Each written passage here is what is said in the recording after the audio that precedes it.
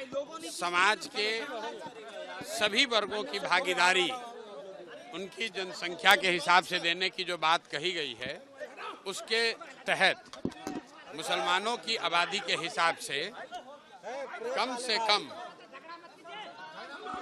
से कम 40 विधानसभा सीटों पर मुसलमान समाज के काबिल लोगों को चुनाव लड़ाने का ऐलान पहले से किया गया है। और ये जो जनसुराज में पहले से अन्य वर्गों के लिए बात कही गई है, उसके अनुरूप है, ये कोई अलग नहीं है। दूसरी बात जो मैंने कही आरजेडी वाली, आरजेडी के लोग जो पिछले 30 वर्ष से मुसलमानों के रहनुमा होने का दावा कर रहे हैं, मैंने उनको आज इस सभा और इस मंच के जरिए ये चुनौती दी और आपके जरिए भी कह रहा हूँ।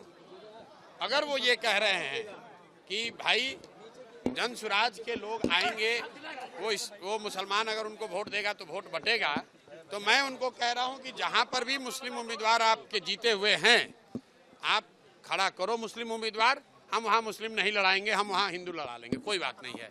तुम पहले मुसलमानों का जिनका वोट लेते रहे हो 30 वर्ष से, उसका हक मारी बंद करो और हिम्मत हो तो उनको आबादी के हिसाब से टिकट देके दिखाओ। वोट तो तुमने लिया है, ये हमने उनको चुनौती दी है। अगर वो स्वीकार कर लें तो बिल्कुल जो मुस्लिम उम्मीदवार को खड़ा करेंगे, हम लोग वहाँ मुस्लिम नहीं लड़ाएंगे। अरे भैया, दल बना नहीं और आप सीएम कौन होगा? अगले साल 2025 में जनसुराज का मुख्यमंत्री बनेगा, जनसुराज की सरकार बनेगी। उसमें इफ बट किंतु परंतु मत रखिए। बाकी कौन बनेगा, देश राज्य की जनता होशियार है, वो चुनकर अपने आप बता देगी।